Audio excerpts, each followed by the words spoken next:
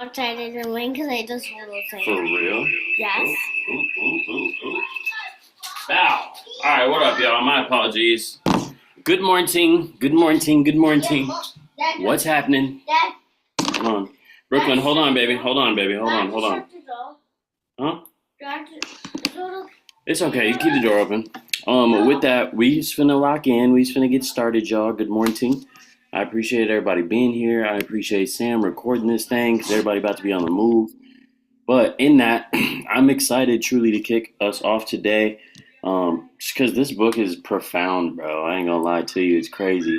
Hence the reason why I wanted to end on that last song. You know what I'm saying? It kind of has a little flow into what we're about to be talking about today. But also, just shout out to Sunday. He's got great vibes for the morning. But with that being said, I know we got 15 minutes until this man Marcus has a whole event that's starting, so I'm gonna let him kick this thing off. And then we're also gonna go through an exercise with this man Pat as well. Unless Pat, you would like to kick, depends on Marcus and your timing. If you would like to be a part of that exercise real quick, Pat can kick us off and then you can go. It's up to y'all. Go ahead. Well, given the extent of the exercise, I don't think it's safe for me to participate at this Okay. moment in time. So go But ahead. but I will definitely kick it off, and then I'll pass the rock over to Pat, just so that I should be pulled up by then and I'll be able to participate. But happy Saturday, everybody. I am grateful to have another 24 hours not promised, breath in my lungs. And honestly, just to have like a lot of the vitality that was honestly described through some of the chapters 4 and 5 and our guys' experience with the sages. But for those who have either turning in the recording or missed last week, we had a powerful first conversation of the first few chapters of the book. And then now we're about to discuss chapters 4, 5, and 6. The exercise that my guy Mikhail is talking about, shout out Pat, because it was honestly his idea. He had reached out to it. Is inspired by what happened in chapter 6, and then that's going to be reiterated, and I'm gonna say solidified as we start our readings for the following week. So I'm excited to see how what we read, what we discuss, what we have read, and what we discuss on this call is going to transcend into everything that we're doing in our own respective individual endeavors, but also how we collectively go about it in a different route. I think one of the biggest things that stood out to me from chapter 4, and I highlighted this real quick, so let me see it. He said that ultimately the faces of the sages of Sarvana revealed the power of their way of life. Even though they were clearly mature adults, each one of them radiated a childlike quality, their eyes twinkling with the vitality of youth.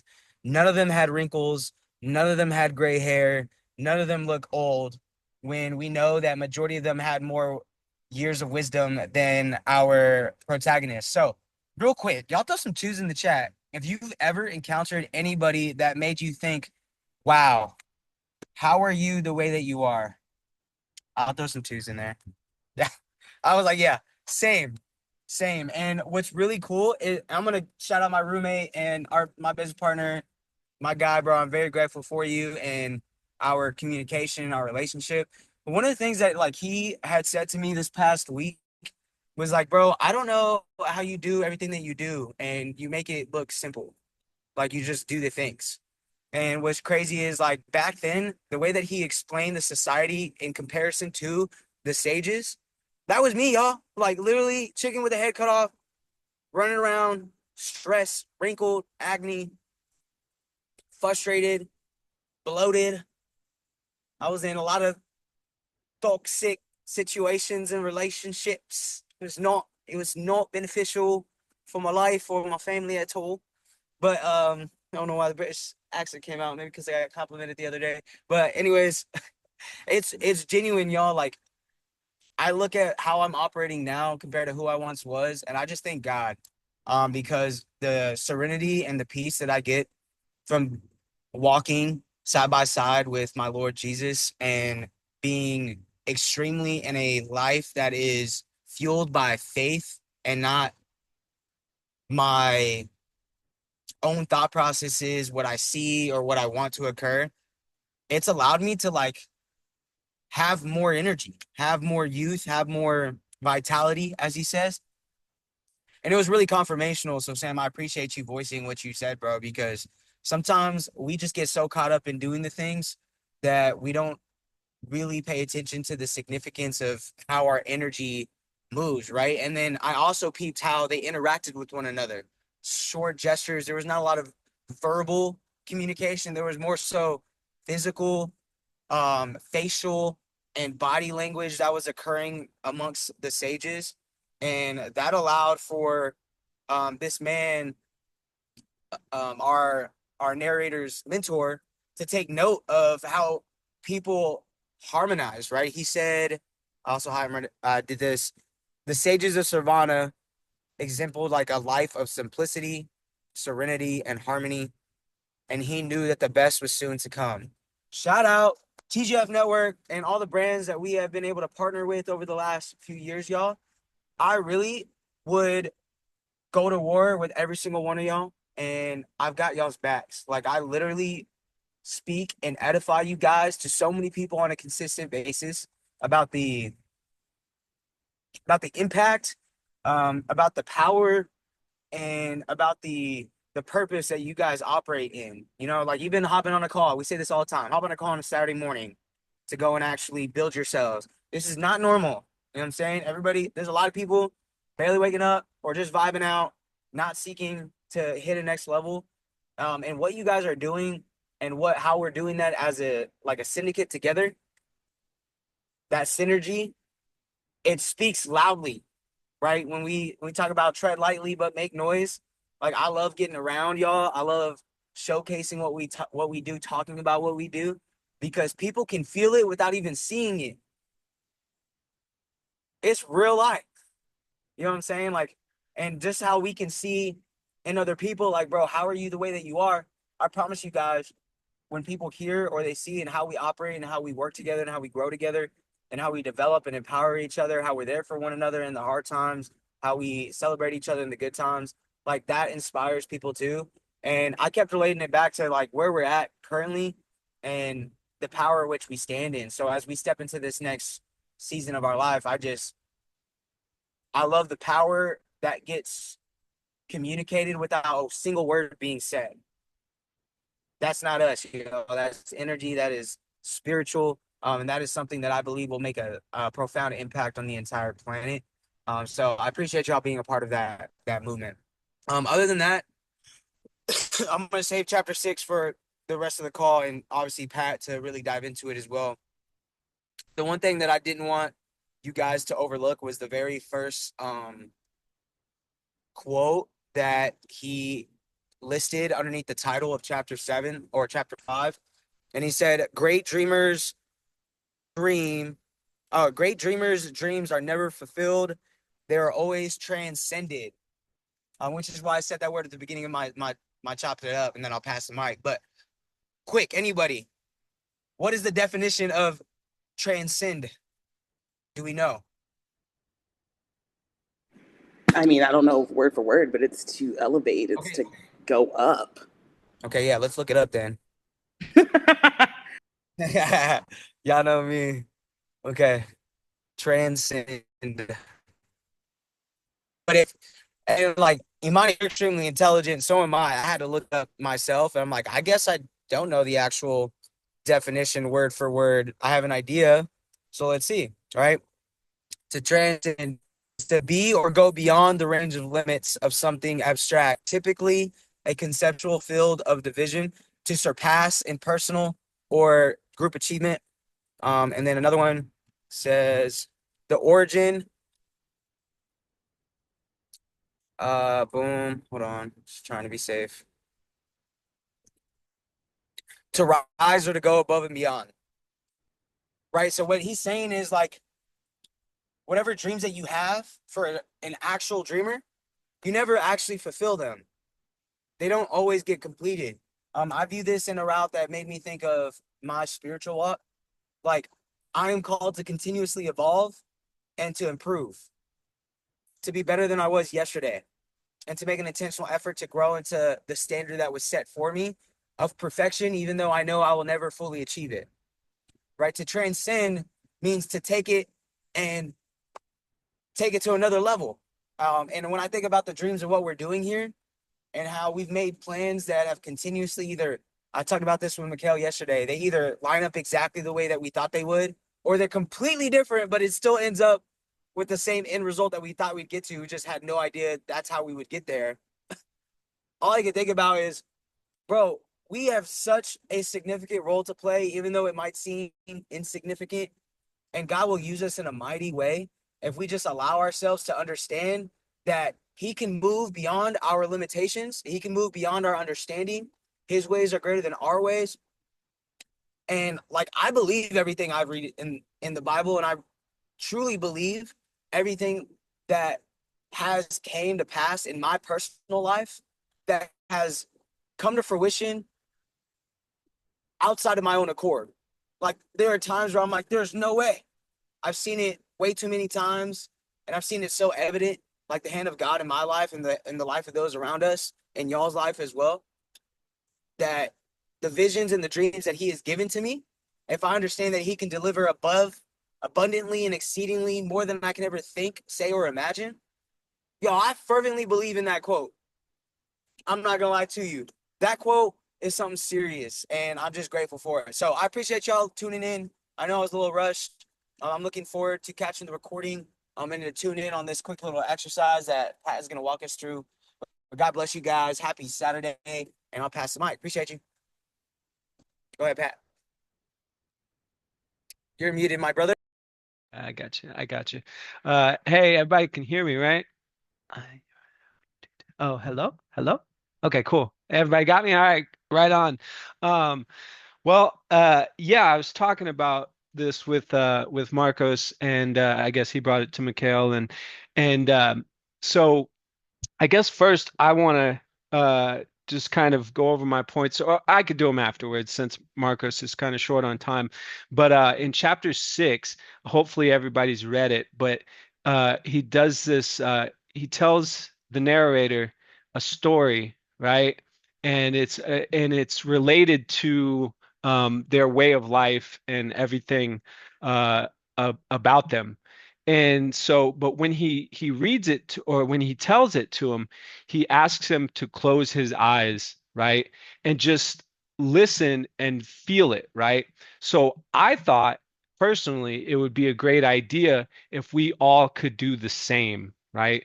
If everybody, I'll read the story, that's fine. And if everybody just wants to like close their eyes, take some breaths, and then listen to the story as I read it. So it's like doing exactly what he says to do in this book, you know. So I figure we can all participate in that exercise.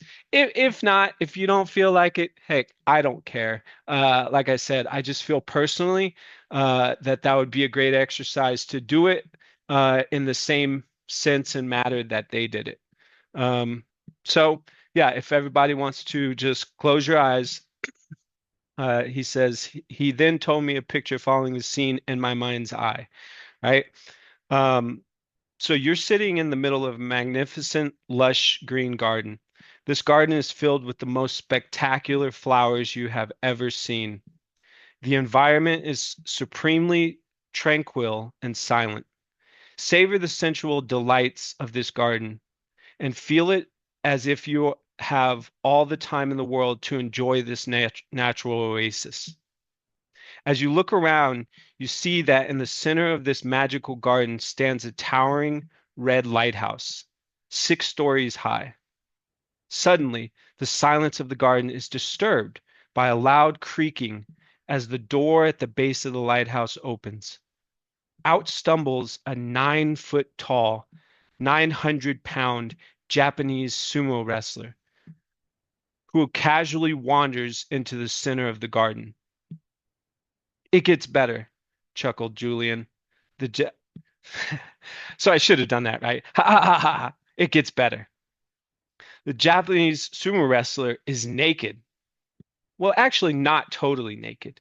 He has a pink wire cable covering his private parts. As the sumo wrestler starts to move around the garden, he finds a shiny gold stopwatch which someone had left behind many years earlier. He slips it on and falls to the ground with an enormous thud. The sumo wrestler is rendered unconscious and lies there, silent and still. Just when you think he has taken his last breath, the wrestler awakens, perhaps stirred by the fragrance of some fresh yellow roses blooming nearby. Energized, the wrestler jumps swiftly to his feet and intuitively looks to his left. He is startled by what he sees. Through the bushes at the very edge of the garden, he observes a long, winding path covered by millions of sparkling diamonds. Something seems to instruct the wrestler to take that path, and to his credit, he does. This path leads him down the road of everlasting joy and eternal bliss. That's it, guys. So hopefully you got a good picture of that. As I read through it, I tried to keep it a little slow pace, and it's funny because what was his reaction to it, right? What was the narrator John's reaction to it? He was like, "This is crazy, like now you really now you really lost me, right?" Um, and I think um, that is like, to me, that's just kind of like a symbol of how we are in life, right? Everybody, how we naturally are. When something new or something different comes about, we tend to reject it, right? We tend to reject it because it's unfamiliar with us. And so, but hopefully he'll go on. I didn't read past as much as I wanted to. I didn't continue reading through it. But hopefully, because he explains to me, he says, "Well, you'll see, with time, you'll change your mentality." Um, so, anyways, I just wanted to do that exercise, and now I'll go over kind of my points from the other chapters, and hopefully everybody can touch up on that experience. So as Marcos was talking about, through these last three chapters, and entirely in most of these books that we read and whatnot, it's funny because I feel like they always refer to this going back to like a childlike, a brightness, right? People, they're like, it's I forget the word for it, but it's this brightness, right? And it's this radiating as everybody goes back to a younger stage in life, right? Or like a youngness, a youth, right? Well, it always brings me back to this quote from Albert Einstein. He says, it's funny because he says, it's like we're all born geniuses, trained idiots, right? And so I think it's so funny how life seems to be like that. The more the more you see and experience life, it seems like you start to lose those that sense of like curiosity and in your life, right? Your brightness. And so what really helps with that is protecting yourself, like with this with motivation, with growth, personal development, to kind of shield you from this decay, I guess. And so, anyways, I thought that's funny that in all these references, they always talk about going back to like your youth, right? As kids, we're curious, we question, we do things, and you start to lose that as you grow up a lot of the time. And so you really need to protect that curiosity and questioning, I think personally. Um, and then in these next couple chapters and whatnot, it's so funny how he refers to these things like they're crazy, And I feel like in life we tend to be looking for this like secret sauce, right? Everybody's looking for this secret sauce, And I think Mikkel was quoted it, or Marcos did I think it was last week or in the past, I forget when, but he's talking about that in the movie Kung Fu Panda, right? When he opens the scroll and he sees nothing, and like the main bad guy is like, it's nothing. There's nothing there, right? It's an empty scroll. And he imposed like that's it. There's no secret ingredient, right? Sometimes we're looking for something that is not there, right? And we're so focused on it instead of just going back to the basics. And I think that's very closely related to, trading, this and that. I had one of my mentors the other day. I asked him if he does like private one-on-one training, right? And he was like, brother, like all the stuff is it's just in my classes. It's that basic. It just really is. Like you have the concept, just continue to apply it and get better at it. You don't have to change anything. He said I could make up some stuff and charge you a gazillion dollars for it if you want, right? But there's there's not something crazy out there. It really is that simple. And so I thought that was kind of funny. That was a very enlightening moment this week for me, for sure. And then the last thing that he talked about, I think it was in chapter 5, he talks about um, he's pouring the drink into John's cup. He's pouring the water, and he just continues to pour it, right? Continues to pour it, and it comes flowing out of the cup. And he's like, stop. Like finally he gets frustrated. He's like, hey, stop. And he's like, see, what you're doing is exactly this, right? You're not allowing me to pour into your cup, right? Because your cup's full already. And so there's this analogy I've seen in this video. We tend to do this in our lives and we don't think about it, right? So I'll tell y'all a personal thing, personal story from me right now. It's actually going on in my life and my other business. I have this business outside of us and our group, and so we've been kind of losing a little bit of business, right? We've been losing a good, actually a good portion of our business. I'd say about 20% of our business. This has happened before. Like 3 years ago, we lost like 50% of our business in one, like a day. It was like a snap, right? And we kept pushing, and we got it back, and we got, plenty more. We got 3 times our business, and just we're exploding. Well, right now, this has been happening the past like 3 months. I started to lose some business. And a lot of the times people will look at that and be like, oh man, what's going on? Like this sign of, bad stuff is happening. Like what's going on with me? Well, we have to remember, in order for you to accept new blessings, new thoughts, new knowledge, you have to let some out of your cup, right? And so I was full to the brim. Business was booming, going great, this and that. Well, I started on my trading journey, and slowly the past 2, 3 weeks, like over the past 3 months, I started this process with you guys and this group and Akashics and all this trading stuff, right? I went back to that. Well, on my business side, I'm not looking at it like, oh no, what's going on, right? You know, because I'm understanding that I need to be able to let some of that go. It's not crashing down the hill. I actually got a raise. I got a raise from my business partner that we had talked about and promised at the beginning of this month.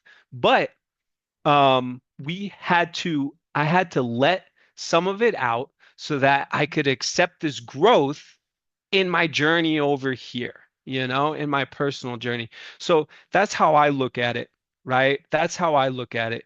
And I think that a lot of the time we can get really caught up when we see something bad happens. We're like, oh no, like what, my castle's falling down. No, it's not falling down.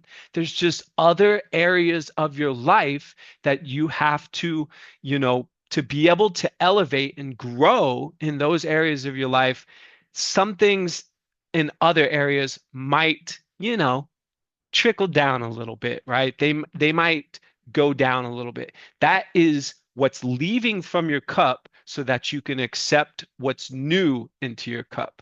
So anyways, that's my thoughts on chapters 4, 5, and 6. And I will, let's see who, you know, Imani, you keep going last usually, so I'm gonna call you next. Why, thank you, sir. Hello, everyone.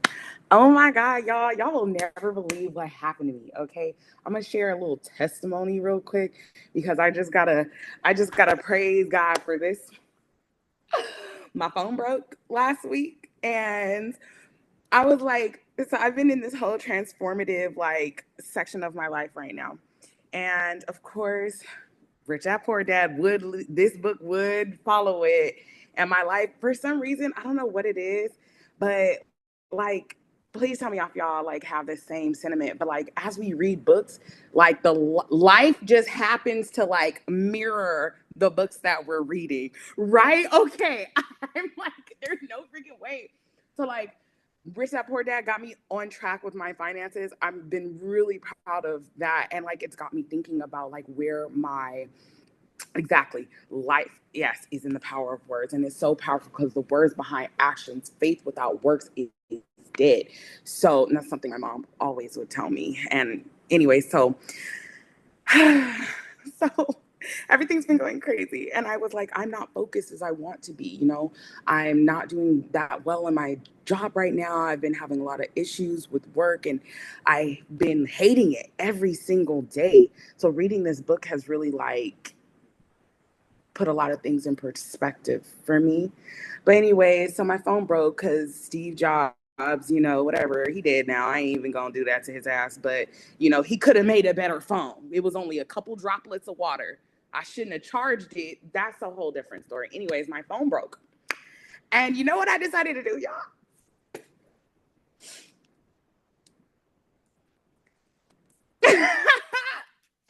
Yes. Yes. I got a Barbie flip phone. Okay. The same, my phone like literally gave out on me. And so I was out of a phone for a while. And then here comes Saturday. And I'm like, I can't get in book club. Okay. And then my laptop has been broken for some reason. Like it wasn't charging. I don't know what it was.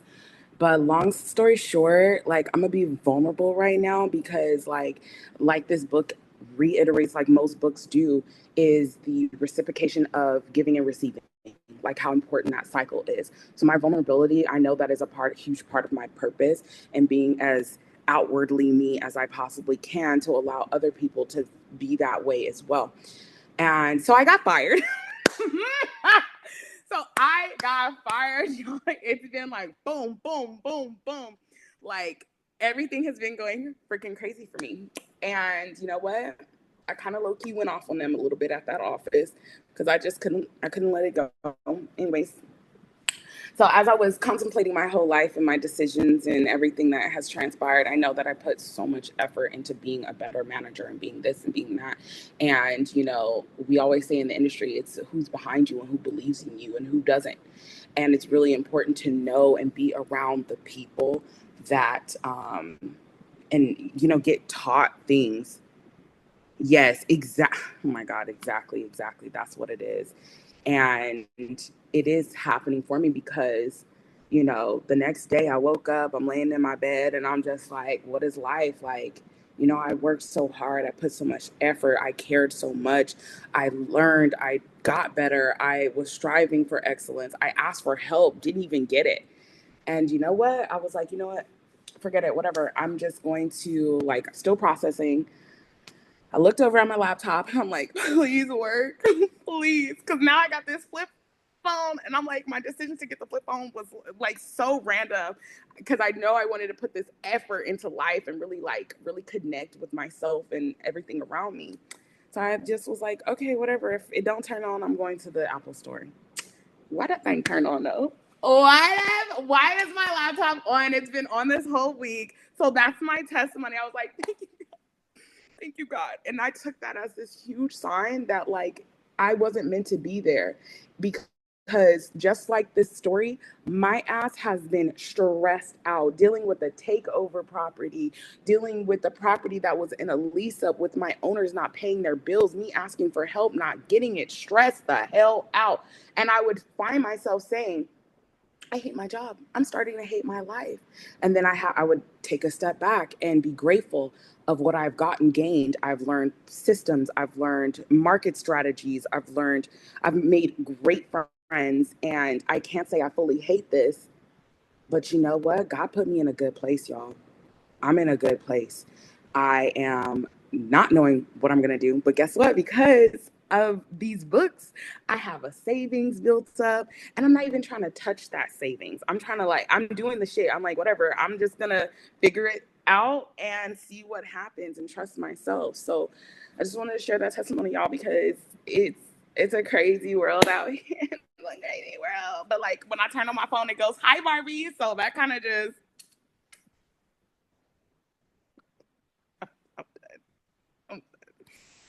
let me get into this. I love when it says hi Barbie. It really be making me feel like I'm the shit. Anyways, okay. So chapter 4, the scene is set in the Himalayas. Like I already read the other few chapters from last week that I missed. But they were in the Himalayan mountains, and if y'all know, the Himalayan mountains is dangerous as hell. You could die like that.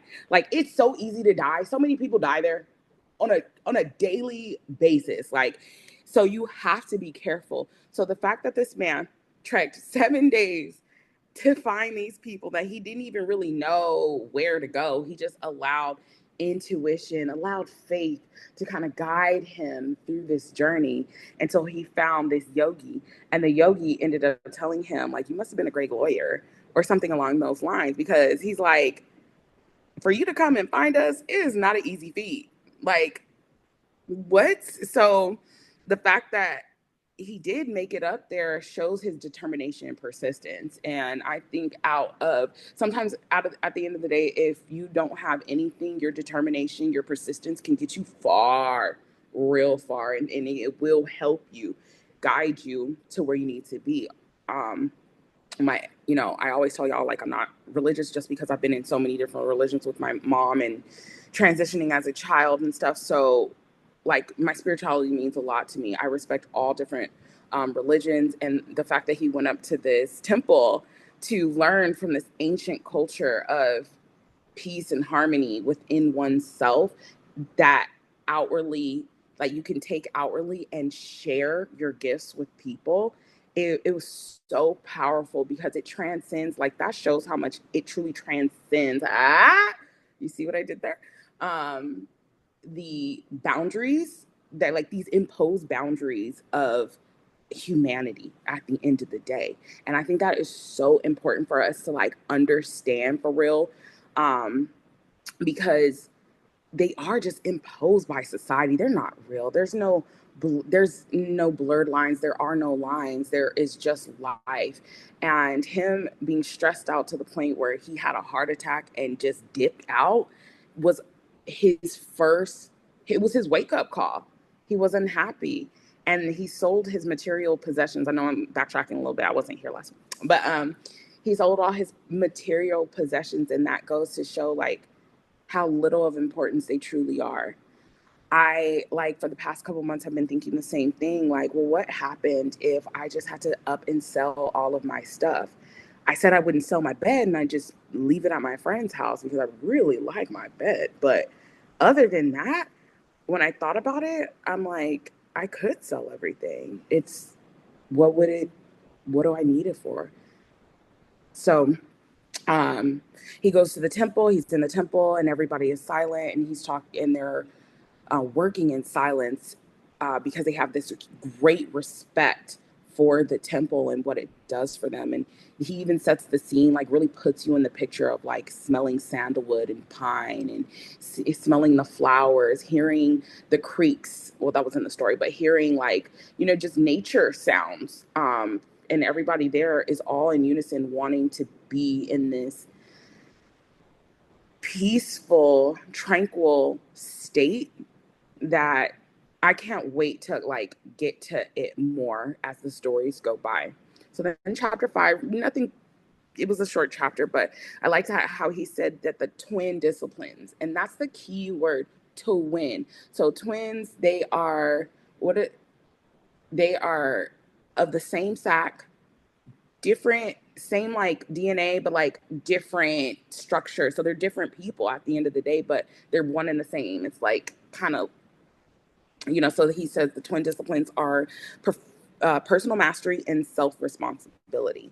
I just want to really get into that a little bit more. So I can't wait to hear y'all's perspectives about this. But chapter 6, when he was talking about John, like how he came and met up with John, and John instantly, did y'all catch that? How quickly John was like, damn, this sounds interesting. This sounds like something I want to do, because he's tired. He's tired. I think he had a feeling about that when homeboy left, when Julian left. He like, because the way he was like trying to reach out to him and trying to see what's going on, like he genuinely cared. So when he popped up on him and he saw that he looked years, decades younger, he said he looked 30.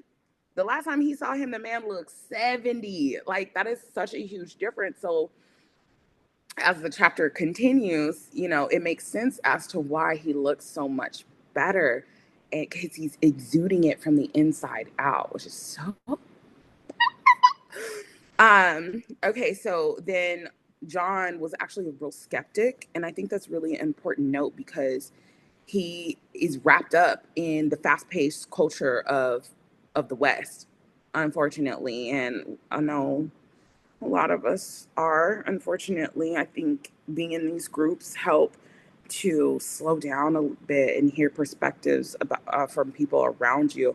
And John, because he was so close to him, when Julian came back to share this, he came to John first. And I think that shows how much that Julian also cared about John. So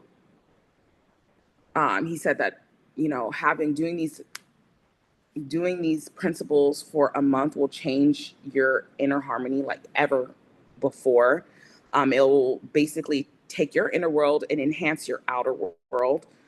Your vision, what do you say? Your vision will become clear, and only when you can look into your heart, who looks outside dreams, who looks inside awaken. It's like, oh, damn. And I would love to hear some of y'all perspectives about that too, like how y'all interpreted this quote. But when he said, who looks inside awaken, it's like being able to go in and know that your soul is alive. And that's the whole point of living genuinely. And that's the lesson so far that I've gotten from this book. He then said, he awakened he awake, something like that, enriching the mind, cultivating the body, and nourishing the soul. Mind, body, soul, God, Jesus, Holy Spirit. It's all that beautiful Holy Trinity. It's the Trinity of life, enriching the mind, cultivating the body. Man, I, on a daily basis, like since I've been so stressed out at work recently, I haven't had time to work out. I've been stressed, so I've just been grabbing food to go. So it hasn't been helping my physical strength or my physical like well-being. And I kind of hated it. So it just sucked to know that when you're in these modes of fast pace and things are just like to your detriment, you don't really realize it. Like I had a dream the other day, and the dream felt better than my waking life. And when I realized that, I was mad as hell. I cried my ass off, because I'm like, why does my dream world feel better than my real world? What is happening in my life now that I don't have a job? I mean, I'm gonna be working, but like, it's not full time, and that's okay with me because I just can't go back to that. I don't want to ever feel that way again. My dream world is better than my real world. What is that? So, having being able to have those three things working in unison together is a huge thing. So I just wanted to say a couple more things. My favorite part was his calm acceptance of Julian's calm acceptance of his dead son. That was powerful. It was like it's a tremendous virtue to be grateful for the time spent and to know like such is life. This is life, and you could push past another imposed boundaries of death. Like, look, death is not the end. Energy is transferred, baby. So in my eyes, I thought that was so beautiful for him to just be calm, graceful, at peace with it, and just grateful for the time that he spent with his son. Like, holy shit, it's beautiful. Okay. But the story of this sumo wrestler and how he intuitively chose the diamond path is special, choosing that diamond path. So no, I may not have the same job that I worked my ass off for the past 4 or 5 months to be better at all year since January. Just getting better and better. And it kind of broke me, but in a way of, I know that I pushed for greatness at this place. So why not take that effort and put it inwards and give those results, and then of course give it back, because that's what it's all about: our community, our strength, our power within. And I think that's straight beautiful as hell. Okay, I didn't need to do all of that, but I did. I'm gonna go ahead and call on Jason.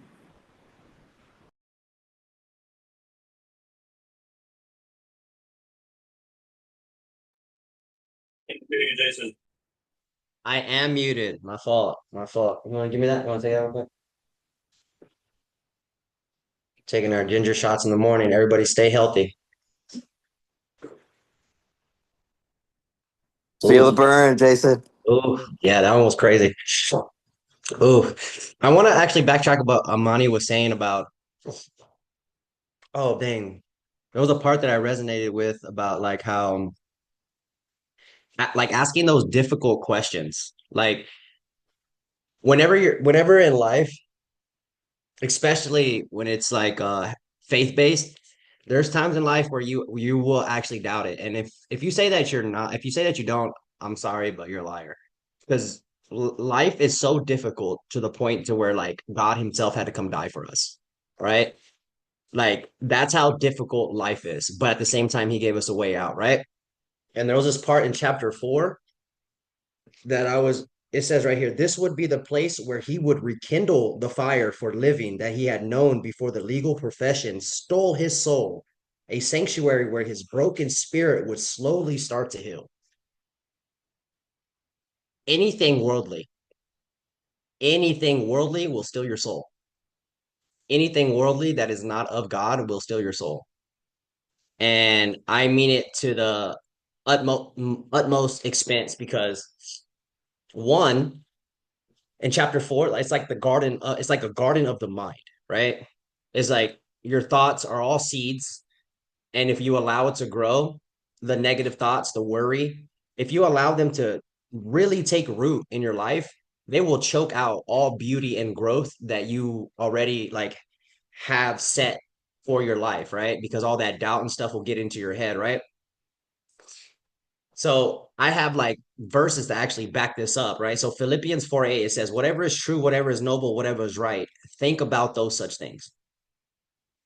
When bad things are happening to you, you need to think about such things. That's why I typed it in the thing because Mikkel and Marcus they know me so well. They know me so well because they've seen me at my worst, they've seen me at my best, and they see me whenever I'm not even trying. You know what I mean? Like they'll call me out for it. And this is why I love the community that we're in. Is because Jesus himself would use like the parables of like seeds and oil, right? Like the good soil is like a mind ready to receive God's truth, free from thorns and stones and worries.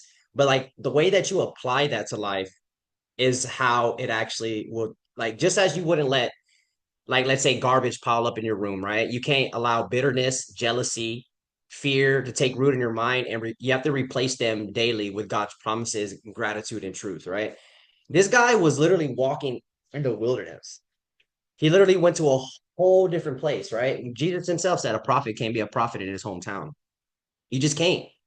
Like you normally with people that you surround yourself with, you're a product of the five people that you're going to be around. But at the same time, if you don't decide to expand your mind by not just expanding with reading books and stuff like that, but actually going out and expanding your mind with people, because people are a true asset. I was talking to Dario, one of the people that I got started up with a couple weeks ago. I was mentoring him and I was telling him like, bro, everything that you think about, everything that is tied into your purpose, you're gonna immediately you're gonna have motivation for it. But then there's gonna be a subconscious mind, that negativity, like if you let it plant root, it's gonna keep you from doing anything that you plan. So you can write everything down, you can read it, but if you don't apply anything to it, then it's not wisdom, it's just knowledge. You just have a lot of things plowed up in your mind. You know what I'm saying? You just know a lot of things. It's kind of like the jack of all trades. Like you're not a master at anything, but you know how to do a lot of things. But this journey that we call life is like mastering oneself. It really is. It's like discipline. I think Julian was talking about how like discipline is like a wire that channels your potential into achievement, right? In Second Timothy, God gave us a spirit of self-control. Even Daniel prayed 3 times a day, even under threat of death. We have to want it more than life itself. Like those who, I was literally reading the Bible this morning, it was talking about it in Matthew. Those who want their lives will truly lose it. And those who lose their life for my sakes will find it. It ties in a lot more. Like this is how I think.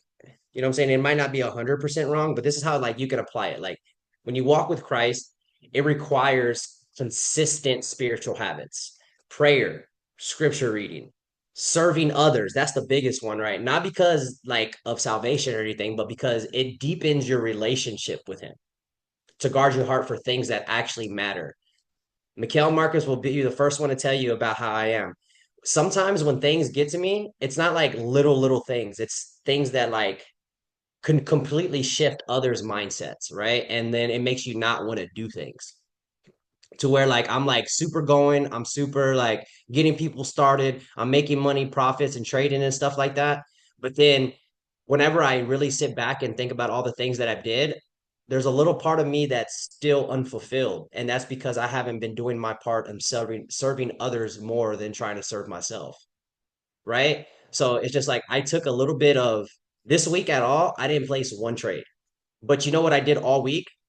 I spent about 8 to 9 hours on Zoom calls with other people, coaching them, talking to them, like doing things, like telling them how I overcome things, doing things in life. And it to me, it felt like it was the best week ever because I did everything for I did everything for others.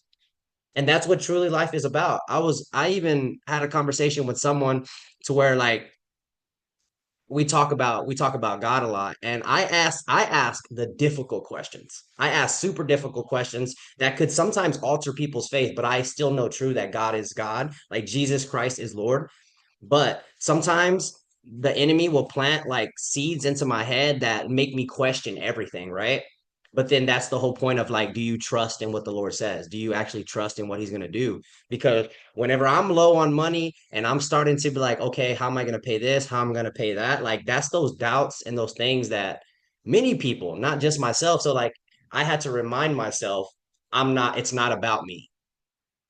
It's not about me. It's always about someone else. Just because I have something going on in my life doesn't mean that someone else doesn't have something worse, right? And then it brings me back to a thing of gratitude. But first I feel shame and embarrassment, but I don't want to live in that shame and embarrassment. You see what I mean? So I go back to like repenting, and then I literally read my books and do what I'm supposed to do. But every day I feel like this, it's more like I'm trying to figure out the right words to say it, of how to actually apply this to everyday life settings, right? Me, I would say like you need to guard their thought life. Guard what you're thinking. Replace complaints with praise, right? Because a lot of us will complain. Me especially. I complain a lot. I'm not gonna lie, especially when you feel like you're doing everything and then like someone's not doing their part and stuff like that. Not just here, but in everyday life, like with the people that you're around, right? It's real easy to start complaining about things, right? But instead, just change it to praise. Be like, thank you for this opportunity to be able to overcome this. You know what I mean? It's all about the mind shift change. And he even saw it whenever he was coming on to people and how they respected one another and how they spoke to one another and how they greeted one another, right? Because life has an eternal purpose. This is limited. Everything that we have here on this earth, everything's limited. It'll all die when the Lord comes back. It's all limited, right? But we're looking for that eternal purpose, right? So it's not just chasing careers, but seeking well done, good and faithful servant, right? Those magical words so you can get led into the kingdom. And it's practice consistent habits. Quick question. How many people know how many days it takes to form a habit?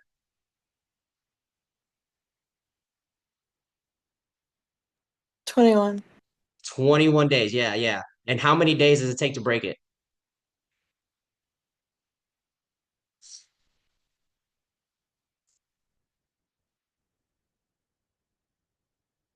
It's just one. Exactly. Yup. It takes 21 days to form a habit.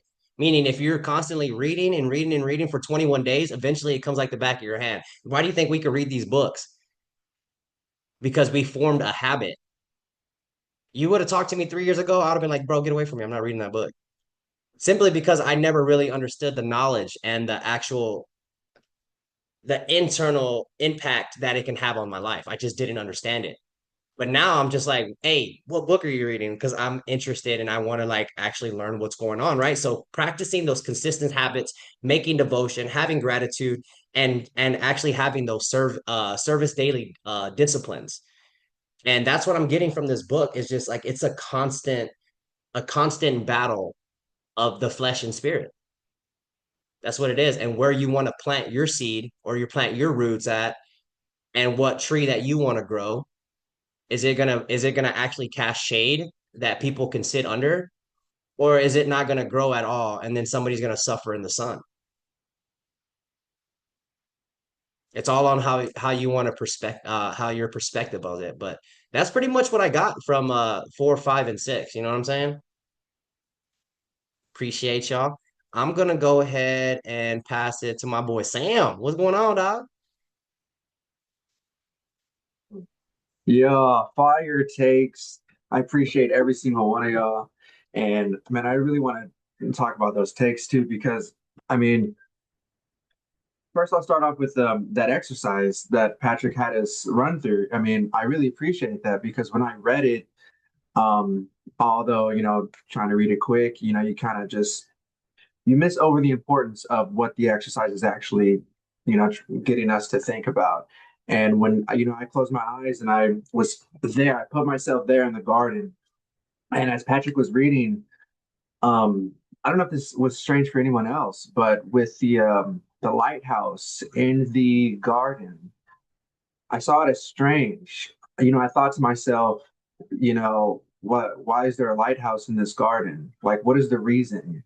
And with that question, it was like literally like a light, like a light just came off. And what is the reason? What is the purpose? What is our purpose? Um, and to lead, I mean, all the fire takes I was to lead into, our desire, like what, as Amani was saying, the desire of Julian to go up the mountain to find the sages. It wasn't just a desire. He didn't just want to find them. He had a burning desire. And we all know that, what did I write? That the starting point of all success is desire. And, if we don't have burning desire, in our lives, we're more likely to come up with an excuse to, anything to distract us, as like in the exercise as well as that sumo wrestler got distracted, it said, by a gold watch that was placed by someone before them. And the way I took that as, as the sumo wrestler stepped out of his purpose, the lighthouse, as I was interpreting it, he was distracted by that of what someone had left for him. And like I interpreted it as, just, our families that, are want us to fall suit in their image. Of course, our parents just want us to be happy. They want us to be successful, whatever that means to them. But what does that mean to us?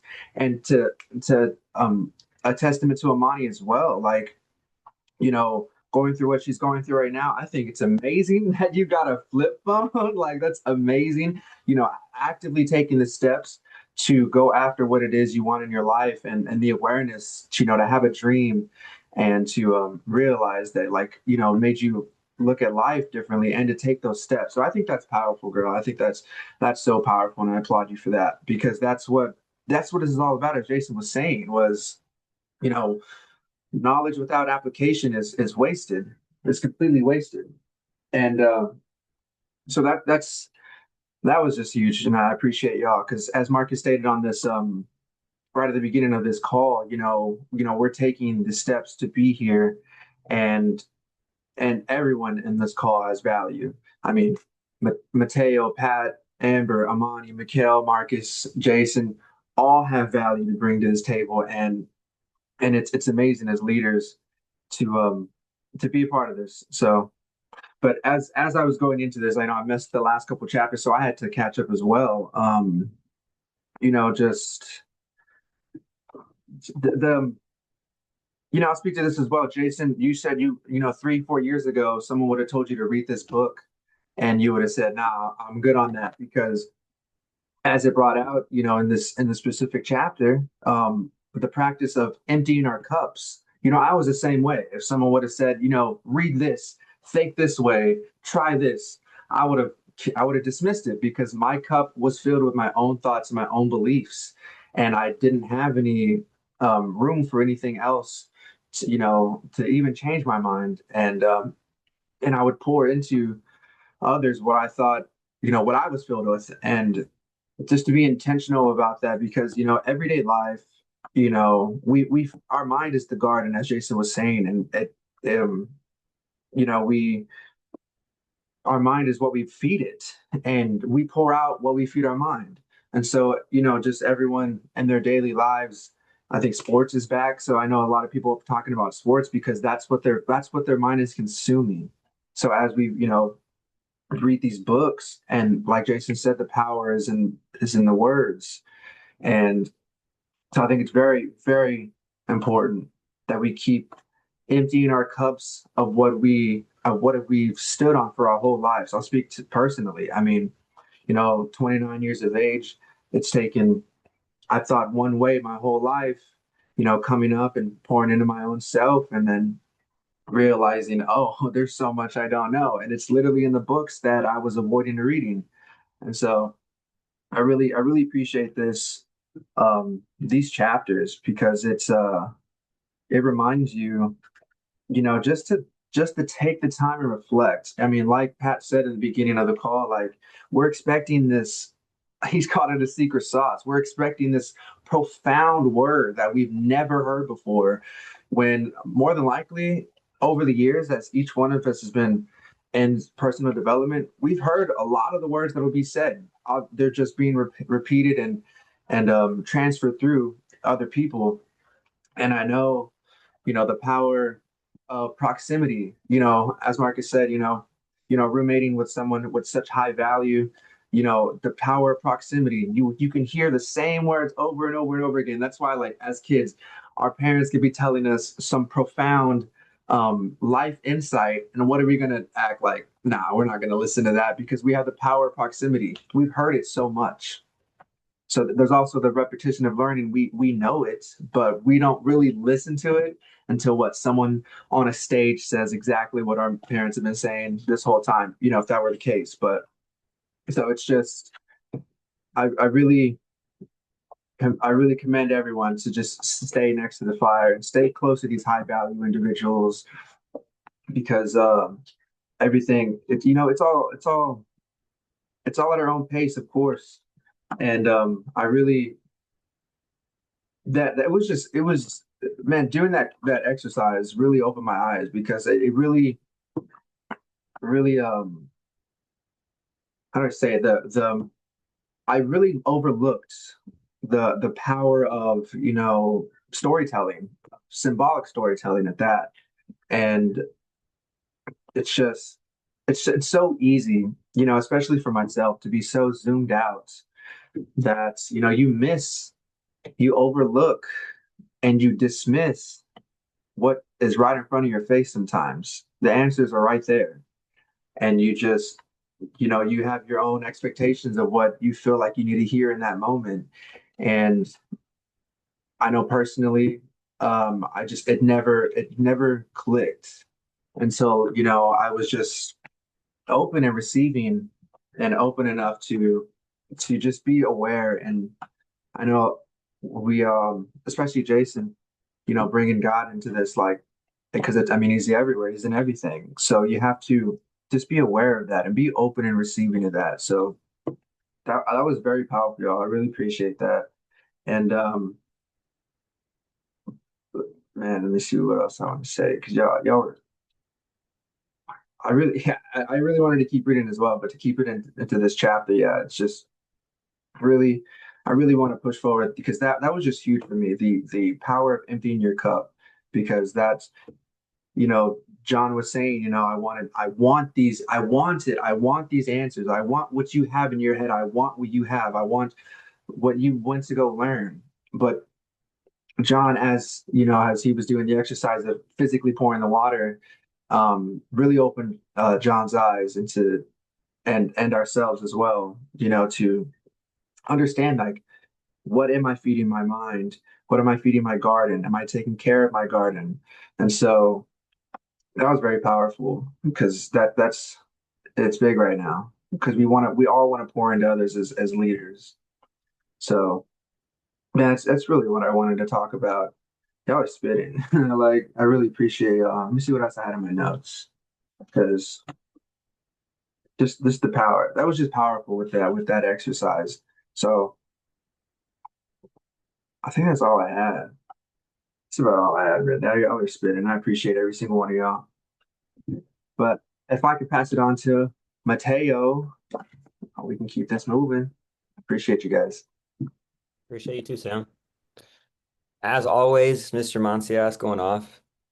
I love to see it, bro. Yeah, we're all out here on our grind, growing our mind, body, spirit. I love it. I love it. Um, I'm gonna go into chapter 4 to start. This is where he was meeting with the sages. Um, Coming from the background that I have in entrepreneurship, it's given me a lot of things to open my mind to, right? Once you've been exposed, you can't be unexposed. And a lot of the things that I initially was put onto when I started out, I realized I've had to really let go of a lot of things too, you know? Um, that kind of ties back to like the empty cup, right? You have to be able to have an empty cup to fill it again. And you shouldn't mistake emptying the cup with not growing. Because emptying the cup is literally half of the work sometimes when you are looking to do different things and you're looking to grow. Letting go of old things is just as important, if not more important of a process than trying to add, right? Success is a very subtractive process, but um, one of the things that I've learned to let go of recently is the fact that there's like because there's a phrase that says for just to keep it PG, balance is bullcrap, right? And that's true to an extent because it's really just all how you do everything. How you do one thing is how you do everything, right? Like, but there's a certain amount of harmony that has to come with living aligned and everything that's done with focus, purpose, and having a certain respect for stillness. And being still is something that it says to do in the Bible a lot. Be still. That term and that phrase is something I've been drawn to more recently. The more I've read and listened intently. And it's curious because you think that being still is not what you do when you want to like get somewhere, right? Like, that's the last thing you want to do is be still. Like, what am I being still for? I'm trying to get somewhere. I got somewhere to go. I got things to do. I got people to see, people, places to be, people to meet, money to make, right? Why are we being still? Well, it's when you're still that you're able to, one, you're able to hear the Lord's voice and you're able to discern it from the other voices of the world, right? That tries to distract us. And it's in that stillness that we're able to get the direction and the discernment. Um, and really, we're just able to harness that power that we're given. Just because we're given it doesn't mean that we're entitled to it, though. Does that make sense? Like when we're given the power of the Lord and we're given the fruits of the Spirit by our belief in Christ and through our relationship with Him, it's still on us to eat those fruits and actually digest them, right? So, um, I found that kind of funny. The fruit, you have to really pay attention to these things in the book. Like the yogi diets were fresh fruits and vegetables, part of their health secret, right? So like, I feel like he did that on purpose, like the fruits. Like, I'm like, there's got to be a reason he did that. But, um, yeah. So your environment shapes your well-being too. That's another thing because going into the flower-filled hut, um, I mean, you could probably make fun of it and be like walking into a flower-filled hut and being like, "Wow, flowers everywhere!" Like, "Wow, that's so cool," right? But in reality, it's very serious. Cultivate that body, baby. Yeah, right. Um, hell yeah, I love to hear it. Environment shapes your well-being. So, something that I've taken the time to really be very intentional about as well, and letting go of the things that have put me in a state of rushed, um in a state of get it by any means, right? Get rich or die trying, in a state of these types of things that come with like the modern worldly hustle culture is the idea that we're safe. And that's an idea that isn't really talked about as much as what I feel like it should be. Because when we're afraid or when we're anxious, being anxious is a response to a known, or it's being anxious is a response to an unknown danger. It's just being anxious. You don't know what you're like anxious about, but you're just anxious, right? Being afraid, actual fear, that's a response to a known danger. Like if you're actually in the act of falling off a cliff, that's fear because you know when you hit the bottom, it's not going to be good. But if you're just anxious on standing on the top, that's just anxious because you're not like actually in danger, but you realize if you did fall, that would not be good, right? But there's no like immediate danger. So I feel like a lot of fear and anxiety, both of them, are created in our mind, fear standing for false evidence appearing real, right? When we understand the concept of safety and the fact that we are safe, we're safe. We're not, God's got us. Like we're good. We're good. And that's a hard concept for for me to like really like take to heart because I've been in such a survival state for the past like 2, 3 years. I get emotional talking about it still because it's like I've literally been prepared to wake up swinging literally for the past like better part of a year now, probably solid straight. Like August of last year is when I moved in with a business partner of mine who like I mean, I can't describe the lifestyle that was because it would just sound it would sound lunatic. It was crazy. Like I'd wake up sometimes and he would just be screaming about how much we got to get rich, or like he'd wake up, I'd wake up and this man that I was living with, business partners with, he would literally be laughing like the Joker because of some like thing that happened in business. Or if I wake up first, I try to wake up first. And like I didn't want to fall asleep because I did not feel safe falling asleep. And like that's just it's something that I still like I don't I'm very strong on the fact that like I really want to be in the same bed as the person that I believe God made for me, who is not with me right now, but she's across the world. So like genuinely I just don't feel I haven't felt safe for a very long time. And even before that in life insurance, like when I was in that culture, that was the Wolf of Wall Street. Like that office was war every day. And I was so used to that was considered my normal. And I've taken that energy and I've put it into other things that I do. Because how you do one thing is how you do everything, right? So being aware of your environment and not coming into it with the wrong energy,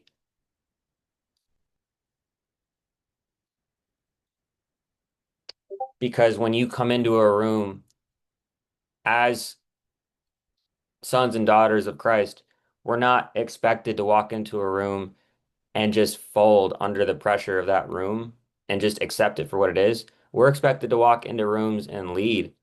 We're expected to change the room when we walk in, right? And we're expected to have a certain amount of presence, being present in the time that we have, because that's all the time we have.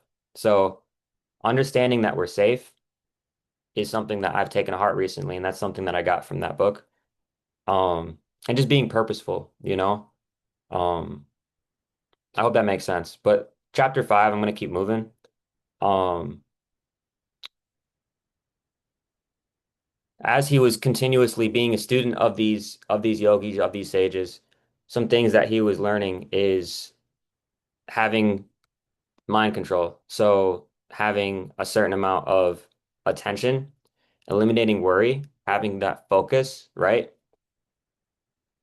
Your mind is the creator of your reality. How you think is how you live, right? Like Sam said, the starting point of success is desire. So if you ever read the book Think and Grow Rich, I'm pretty sure we've done that on book club. I'm pretty sure Think and Grow Rich is a book we read on book club before.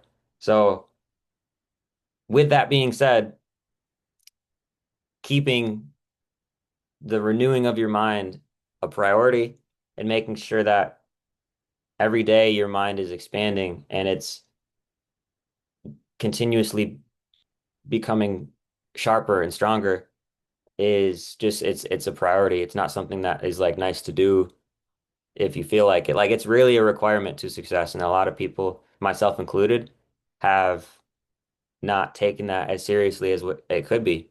And when you start to, it really shows because the way that you now approach things, it's really just based off of that, um, not intention, that's the wrong word. Maybe that is the right word. It's like your intentions when you come into places and you do things. You could be doing the same thing with different intentions and you're going to come across differently. You know what I mean? Like if I'm trying to come to somebody and get them business funding or personal funding with credit and I'm commission hungry, that's different than like, I really want to help you grow your business, you know? So just staying focused on the right things and having a sense of vitality to you, having a sense of energy. We're called to have high energy. That's literally one of the biggest things that I noticed when I started getting involved in other things apart from just having a job in entrepreneurship is all the highest performing people have the highest energy. Like when I was selling life insurance and this guy that I'm going to talk about for a second, he still is just crazy successful. This guy's like 23 years old, I think now, literally has like 4 supercars, got like several properties. He makes like 500 grand a month in life insurance and he's 23 years old. And I knew him when he was 21, 20 years old, 20 or 21. I think he was 21. All he had was a truck, like a normal truck, and he didn't have multiple properties. He was renting a normal apartment in Tampa. But from that time, like 2 years ago to now, his life has exploded. And I know why. It's because he had such an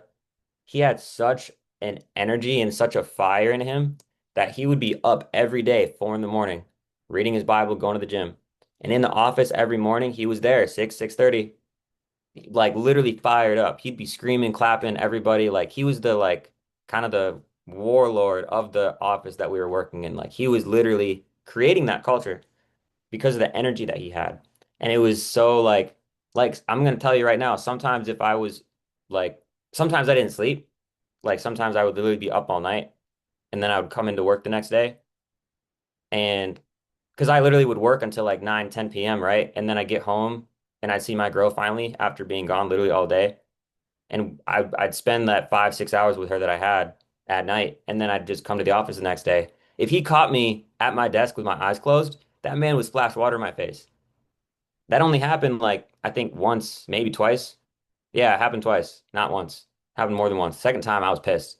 And that's just the culture. And he had a certain sense of energy that was literally contagious. Like if you're in his presence, you were not like tired.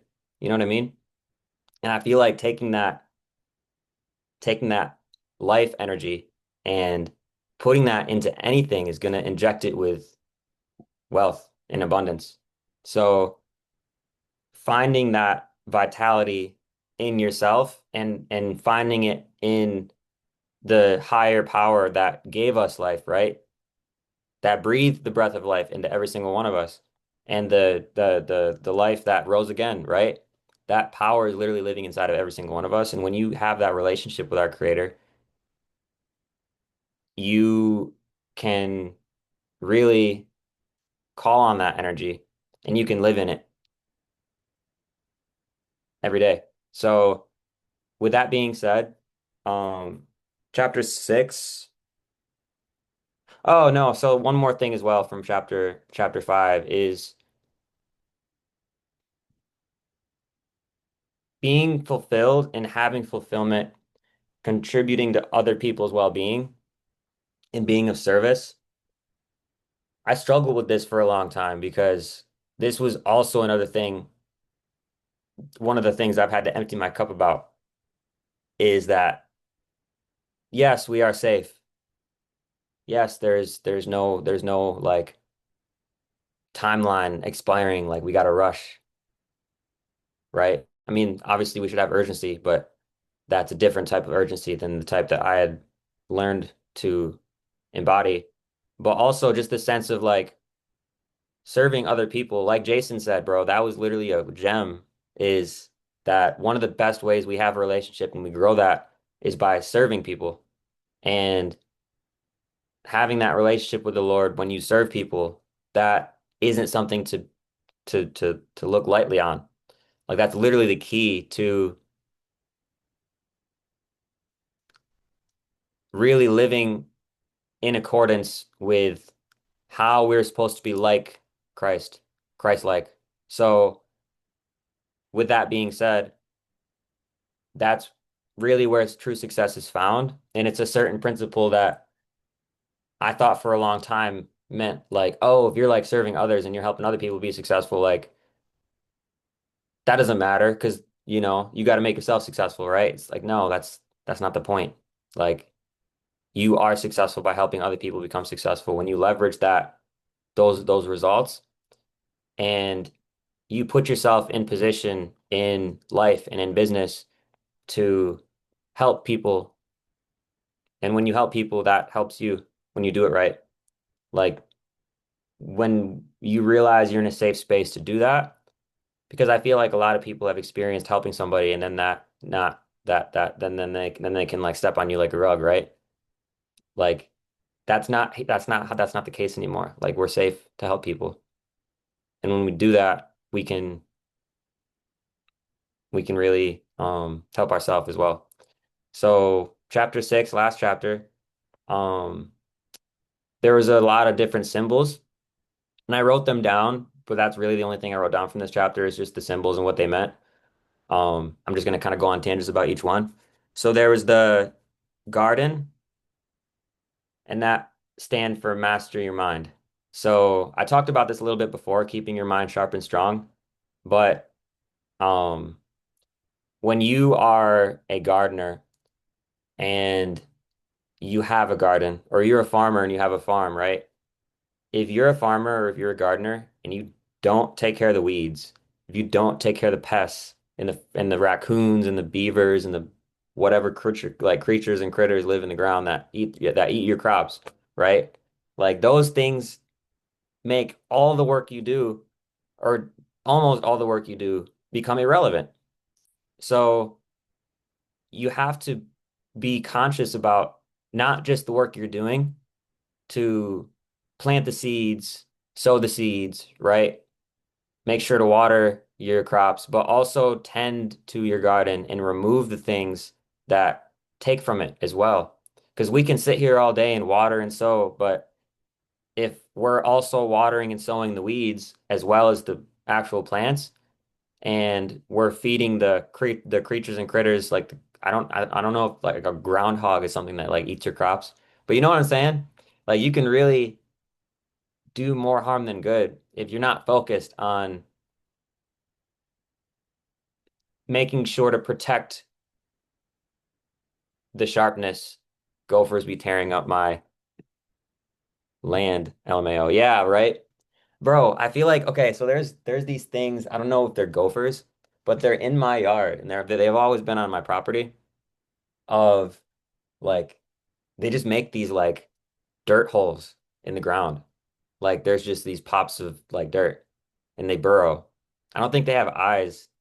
I think there's a creature that doesn't have eyes and they use their snout and they're very good at smelling and feeling with their whiskers and nose. I'm trying to moles, yes, moles. Thank you. Yes, right? Yeah, moles. The moles have mole holes for sure.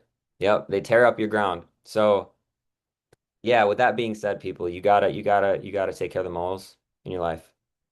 I've had a mole in my life recently. I think I'm not sure if Mikkel and Marcos are listening. I hope they are. Oh, Marcos isn't even on. There's a double Mikkel. But Mikkel knows Mikkel was literally talking to me about this. He was like, "You got a mole in your life, bro." Not literally saying that, but like figuratively speaking. I gotta stop working with a mole because that mole was tearing up the land that I was sowing and reaping and seeds, right? And watering. And I was giving that mole just as much attention and time and effort as the genuinely good things that we have to work with, right?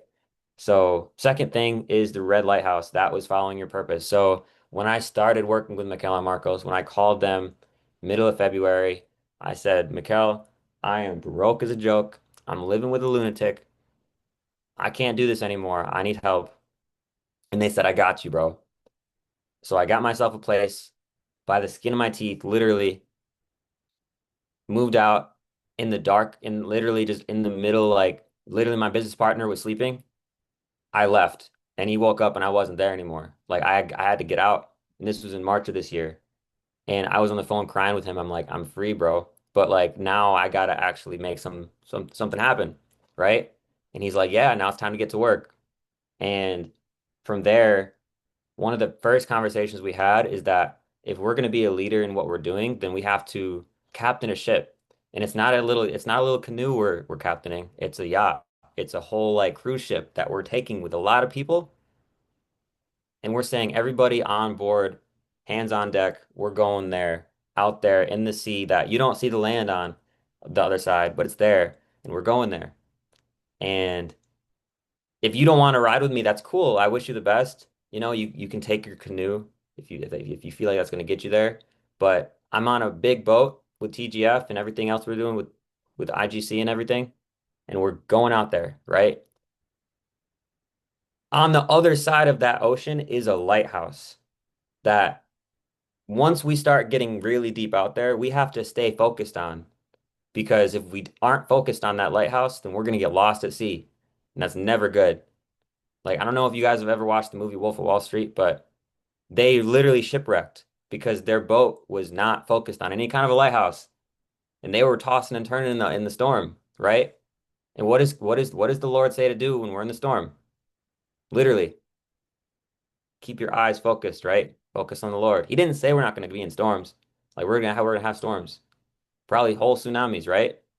But we need to literally stay so focused on the lighthouse, on our purpose, on our why, on the things that bring us to those places that we're going to go to, right? So, with that being said, next thing is a sumo wrestler. I thought as a kid, bro, I thought sumo wrestling was the funniest thing. Like you're telling me there's just huge people that just run into each other and that's like a sport. I was like, wow. But at the same time, like there was actually a good analogy made with that and I thought it was so cool because Kaizen is a principle where making small efforts over time consistently, that's like literally that's how you to make huge changes. It's not like one like it's not a magic thing that just happens all of a sudden. Like especially trading. Like when you're trading, you can't just expect to make a jackpot happen, right? Like you got to actually have small trades adding up over time. So in the continuous self-improvement that happens in Kaizen, right? That principle is so true. So the next thing that happened, or the next thing that I want to um, tie in the analogy to is the pink wire cable, and that's discipline. So if you are familiar with ships at all, and I only say this because I was out on an island that was very big in sailing in summer 2021, that was literally like um the sailing culture over there was huge. And one of the biggest things was in sailing is that you have to be able to have a very strong rope when you tie your ship to the dock, because if you don't, your ship's gonna be gone in the morning. It's gonna be carried away. So you have to have a strong hold on what's keeping you, or even like your mast, right? If you're out in the storm, those ropes that are holding your sails up, right? Like these things that that are the core principles, the habits, the lifestyle choices, right? The relationships we have in our life, the practices we have, those things that keep us secure and held together, literally, are not things to like sleep on, you know? I'm just gonna keep going because I know I've been going for a while, but number five is the gold stopwatch, and that's respecting your time. Time is your most precious resource. Live each day intentionally. I could say that forever, and I know all of you could too. Like for me, learning to empty my cup and learning what to fill it with now, one of the biggest questions I asked myself recently is what am I spending my time doing? What am I spending my time filling my cup with? How is the things that I'm filling my cup with contributing to my time? And at the beginning of this phone call, at the beginning of book club, I was literally on a call with somebody who I was getting an interview with because I knew that the time that I was spending for the past couple, probably a better part of a couple months now, was not contributing to the end result of the lighthouse that we're going down, right? Or the purpose that that I'm serving, that we're serving. So I had to really take a hard look at the time I'm spending, what I'm doing, and how that was contributing to getting to that, right? And the purpose of making sure that this cruise ship that we're captaining together is getting to the end destination. And I realized that I really have gifts that I've been given that I'm not using to the best of my ability. So I looked at what I can do. Like I looked at my gifts. I looked at the things that God made me good at and the things that I've been able to spend my time cultivating. And I said, I'm going to use these things because it'd be a disservice to myself to not spend my time doing things that I know that I've been put on this earth to do and use, right? And serve with. So I put myself in a position to get a role with a company that does marketing for other businesses, and they have leads that come in every day, like six, seven, eight leads a day at least, that are high ticket, that that filled out a whole like form, right? And they got qualified because they have appointment setters, and they're just preparing to invest in services that are high ticket to grow their businesses, right? And I was on a phone call at the beginning of this book club to be able to like get hired as a closer for them. So they gave me their script. I'm gonna get on another call with them tomorrow, and I'm gonna get interviewed. They're gonna take me through their script. They're gonna take me through like a mock sales call, and if I'm good, then they'll start me next week, and then I'll be able to spend my time using the skills and the gifts that I've been given in order to provide in my own life and also sharpen that skill that I have to then be able to carry that through into other things as well. Because from that sales job that I'm hoping I can secure, I can then take that and also carry it over into other things as well. Because I know we literally have one of the best marketers in the game with McCallum, what everything he's doing with TGF branding. And I want to be able to sell those services. And in order to do that, I have to continuously sharpen my skills to be able to provide value in that way. So being able to get in my sales skill and spend my time doing that is something that I've always, like, since I've dropped out of college, been very passionate about and very like I feel very like aligned with it in the sense of that's how I can spend my time serving as well as trading, obviously. Like I told those people at the beginning of the call, I was like, I trade in the morning. That's the only time I can't be selling with you guys. And they're like, cool.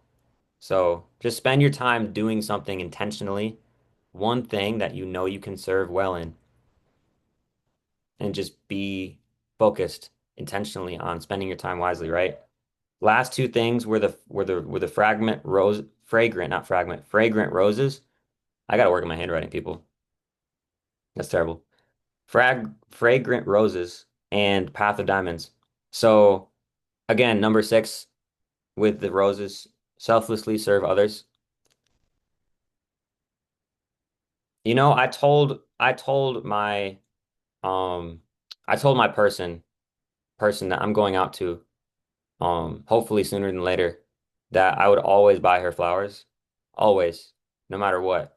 Like if I plan to set up like a system to where when I'm financially free, what I really want to do, because Ozzy Osbourne actually did this for his wife, is Ozzy Osbourne set up like a delivery service for literally every week. Ozzy Osbourne's wife will continue to get roses every week until she passes away, even after Ozzy Osbourne died.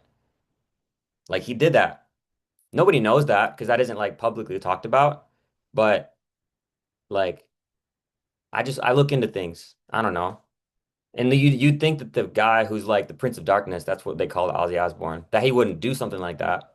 But those are things that like those are the acts, and he didn't even like talk about that a lot either, Ozzy, the fact that he was setting that up. But I really want to do that for her because it's a certain symbol of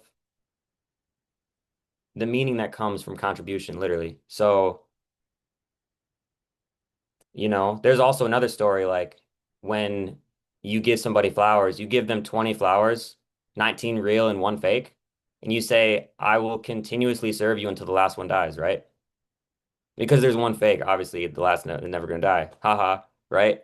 But the point is that you have to continuously serve. And there's also a parable. I don't know if it's called a parable.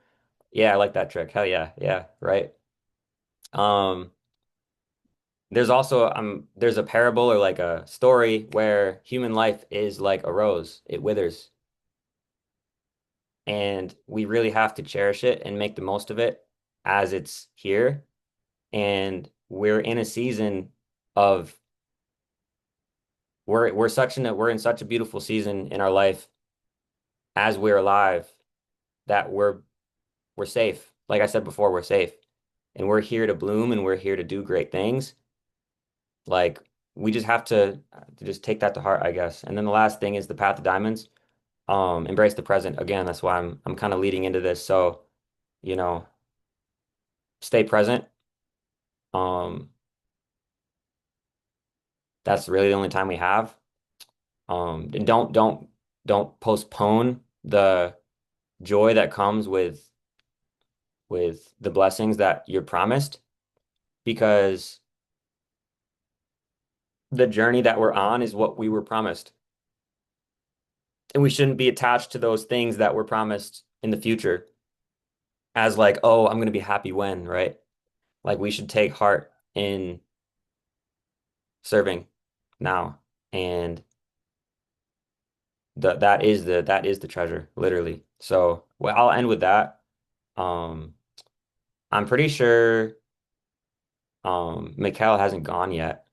Because I know Jason went. Amber, did you go yet? I don't think so. I haven't went. Okay. Yeah, I'd love to pass it off to you. I know you're getting in the car.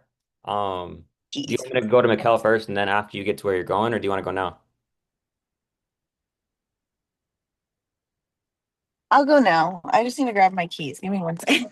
Oh yeah, yeah, you're good. You're good.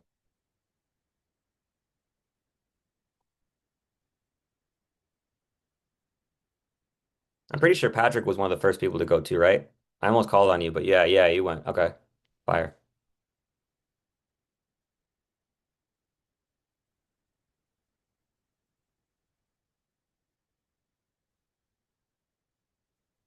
Yep. Yeah. After Marcos. Marcos. Okay, Mikkel can go because I need a minute. You're good. Mikhail Steele. Hold on, you guys. Wrapping up a house viewing, and you got to give me 45 seconds. Oh, all good.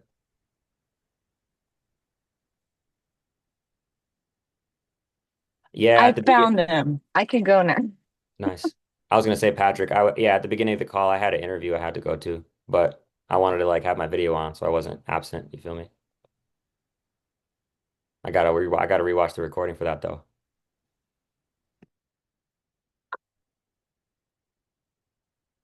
Waiting for connection.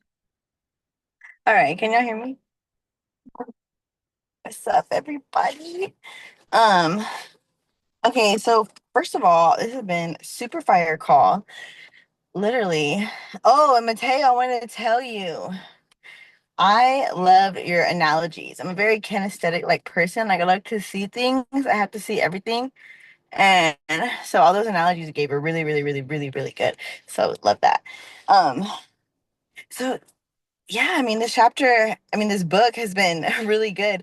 I read the whole book last Saturday. I just just like throughout the whole day.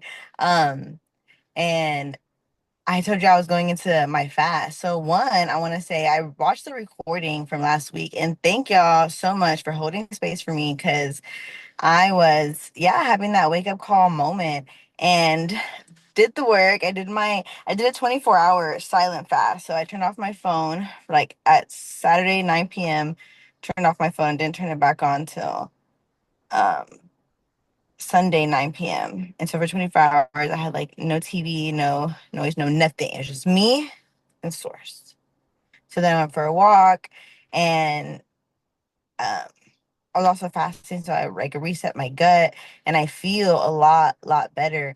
And so reading this book at the same time of like going through that process, like it was just, total alignment. Like it's so much. Let me pull up my notes. So many breakthroughs were happening.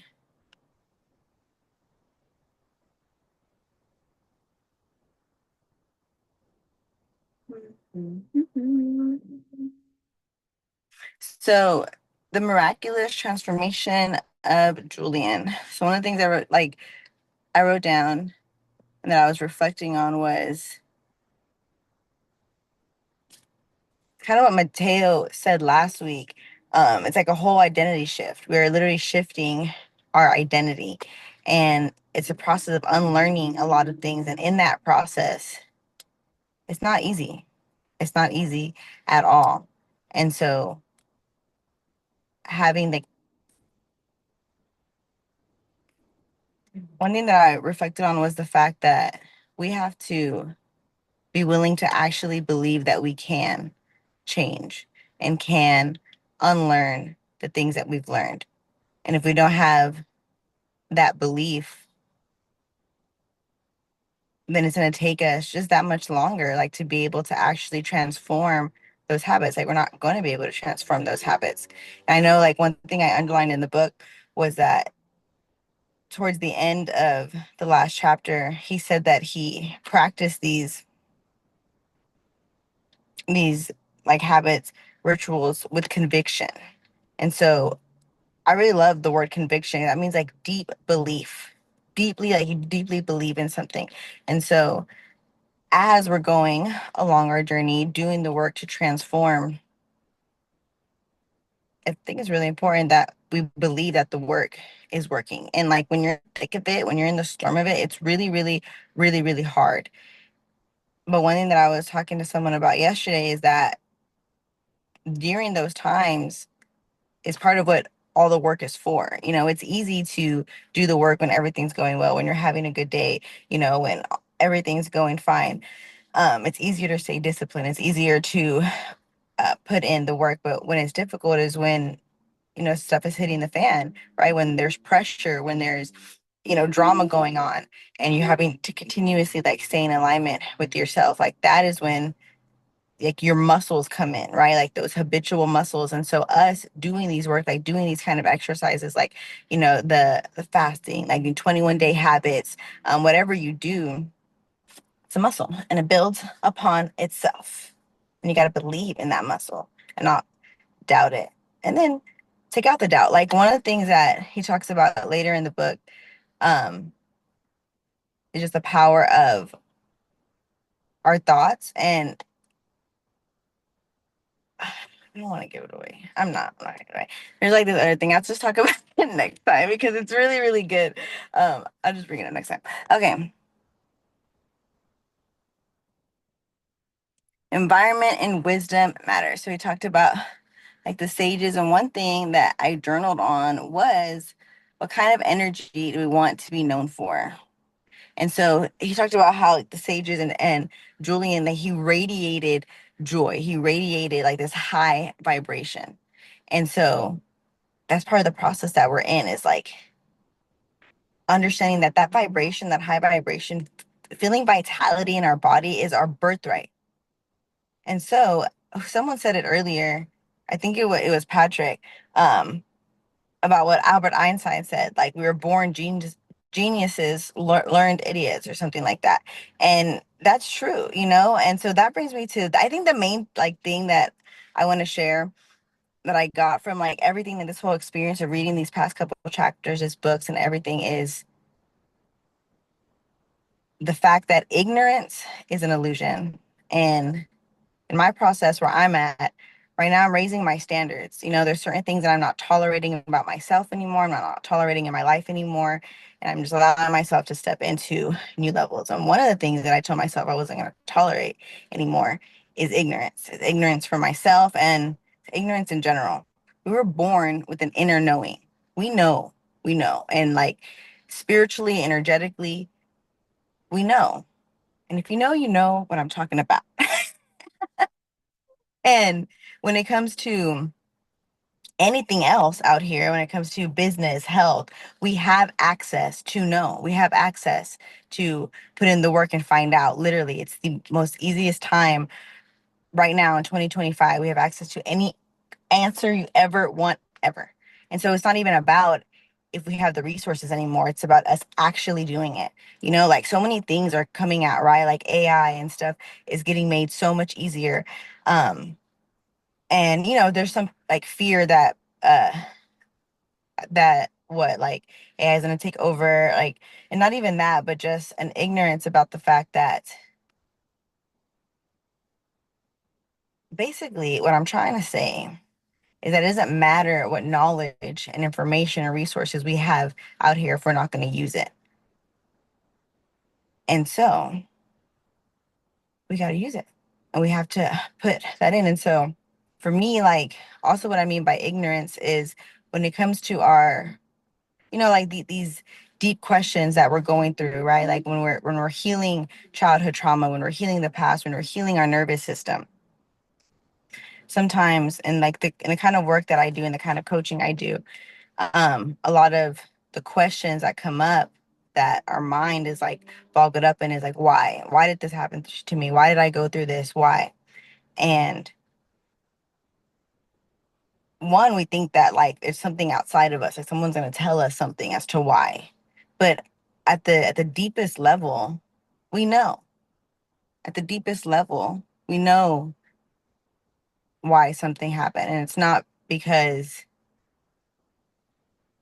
of anything other than that we were here to, like, we could get through it. We were here to, we were handed a certain deck of cards, and we're not victim to any of it. We're never going to be put through something that we can't handle, you know. And at a certain extent, I believe that we came down here with that power, like with intentionality to be able to overcome certain things. And so that's really what I've been what I got from this chapter. Honestly, it was so much, like so much, and everyone said so much to take in, and just like really, really grateful. And I think the biggest thing that I got from this last thing that I will say is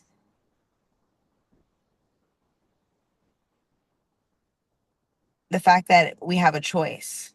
We have a choice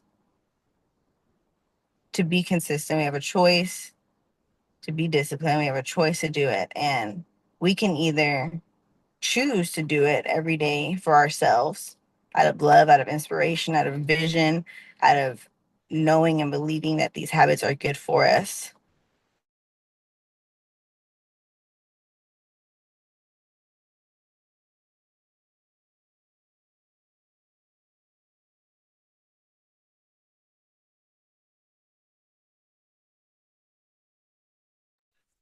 It's not just me, right? She cutting out for everybody.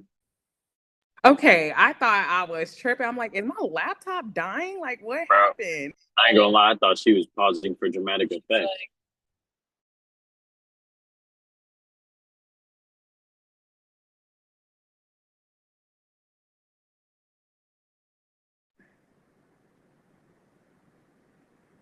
Told her Are you back, Amber, or no? we didn't tell her about like the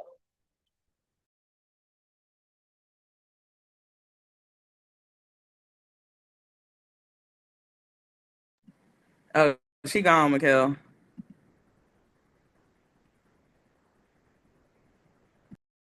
what you All right, y'all.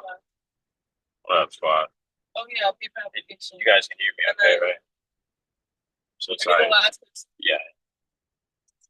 Well, Mikhail's about to speak on book club, but I'll call you when we get home like 5 minutes and I'll tell you the rest. But anyway, if you want to apply, it's really nice. Hey, y'all heard what Tia said. I think we just found the crib. So pray for us. Let's get accepted. Throwing some applications. But in that though, it's honestly wild because listening to all that we've been listening to and feeling how I've been feeling this week and going through course. This is why I asked for the directions. But in that, like, I don't know, it just goes to show literally the power of what we're reading and putting it into action. It's really cool. I just want to say real quick, shout out to everybody on this call. Y'all been snapping today. Big shout out to you, Imani, as well. You going through life and its transitions. And it's really cool to hear your mindset throughout the process and to understand the paradigm shift that you've had. It's really cool, honestly, because when I said like it's purposeful, when you were like, yo, these books, yes, Brooklyn. Oh wow, I see it. It's a big cow on that skirt. Crazy. But when you said that the books kind of just like coincide with your life, it's true. And one thing I always say, well, I always used to say, I ain't said this part in a long time, the back end, y'all recognize. But I used to say the currency of the universe is attention. And what you pay attention to, you buy more of. In other words, what you focus on literally expands. And for those of you that be in tune with the book club and the books that we read, and you are actually focused on applying these things into your life and seeking true wisdom, what happens is you start to mirror your thoughts. And as you're going through these books, like I've said previously, if you continuously like just submit yourself to habits of success, success becomes a habit. And as Mateo said, success is a subtractional process or subtractive process. I love that quote. I wrote it down in my notes. I was like, that is a bar. I'm going to post that on the gram soon. You know what I'm saying? That was definitely one of them. But truly, it is. And what I always heard back in the day when I was first getting into this mentorship world and like understanding personal development, My mentor, Marcus Seta, used to say, the future belongs to those that can unlearn and relearn, unlearn old things and relearn new things the fastest. And when he talked about that pouring of the cup, I was like, yo, that right there was a very, very, very deep moment. And even in my life, currently, I've been feeling some things kind of pour out of my cup. And I realized there was a point in time where it was like, I was really trying to fill my cup and keep it full while I'm also trying to pour new blessings in. And I was wondering why I kept hitting this invisible wall. And it was crazy. And I didn't really understand what was happening until I literally watched in my mind's eye him pouring that cup and dude getting mad because it's literally over pouring on his Persian rug and he gets frustrated. And in that moment, I realized how frustrated I was in my own life because ultimately the blessings were being poured onto me, but over me, and they weren't staying. And I didn't understand the process. And I didn't realize that I had to literally pour out my own cup and submit to some of these moments where I'm like not receiving more in some areas or some areas that have held me up. In some areas that I've been used to making money, I'm not making much money in these days. And I've been really trying to figure out like what's happening. And what's happening is, shout out to Patrick for also pointing this out, is I'm just seeking new things. And as I'm seeking new things, I've got to make room for those things. It's been dope, honestly. You guys have definitely brought me new understanding today. It's been very cool to see. And also, like, I just wanted to point out a couple of things that popped in my head as people were reading. One was stillness. Somebody said that word. And like when you realize that you are having this spiritual experience that Jason talked about earlier, you realize that your stillness affects others. It's like when you put your hand in a sink full or a cup full or a lake full of still water, it feels different. You know what I'm saying? It literally hits different. You can literally, it's like almost overwhelming to the touch as you go in. You're like, dang, that's wild. Like the water is super still right now. You can literally feel the difference. And I just want to like provide a thinking block and be like, how do people experience you? Is it still? Is it rushed? Is it full of anxiety? Or is it completely calm and flowing like water? And in that, it takes real live personal work to get to that point. And in our lives, we all have different measures of how we are and how we're feeling, what we're going through. Last night on a squad call, last time we were on a FaceTime, and squad just asked me, it was me, Tia, Marcus, Kayla, we call it the Fab Four call. But in that, though, we're on the call and they asked me about highs and lows and just the thoughts that were going through our mind. And so in that, I did read up a little bit ahead, y'all. I'm kind of like, what's his name, John? I couldn't take it. I was like, I need that freaking, like, I need that thing to be explained. And so as I read ahead, one thing that they talked about is the brain and how many thoughts that the brain has each day. And it's, you know, thousands upon thousands, 60,000 or something on average. And 95% of those thoughts are the exact same as the prior days.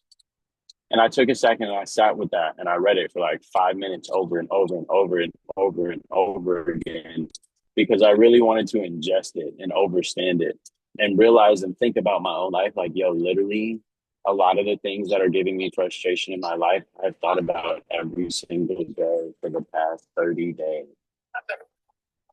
And I've made a literal habit of thinking about these negative things that bring me negative emotions. And ultimately, you cannot create in a state of worry. And I've consistently thought these thoughts. And as I thought about that, I was like, yo, no wonder that I feel so much full of anxiety. And I had a conversation with Wale last night on Facebook as well. And one of the small, minute things, what we were talking about, it was really a small part of the conversation. He talked about him training in jujitsu. And one of the things that he's actually focused on right now is calming his mind because a master in jujitsu, it flows like water. He's like, bro, literally, I got my butt kicked for an hour and a half because the guy who entered the ring with me was way more calmer than I am. Like I go 100% at everything all the time. And that keeps me tense. It keeps me like hyped up all the time. And what I had to realize is that there's a way to flow and actually control everything. I watched an earlier video this week that was talking about a guy singing, and he was talking about going up in pitch versus going low in pitch. When you go up in pitch, it feels like your vocal cords kind of squeeze themselves out of air. When you go low in pitch, it starts to sound really airy, like you're just full of breath. And the control is in the larynx.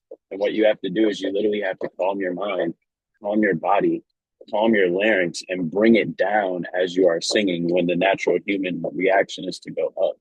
And what I realized is masters in any art, whether it's the art of living, whether it's the art of singing, whether it's the art of jujitsu, whether it's the art of personal development, what they've mastered how to do is actually control their mind, control their state, bring it to a calm state of being and just flowing in just stillness, because they understand that you can be most rooted in wherever your spirituality is in that stillness versus being held in anxiety and restricted by any fear.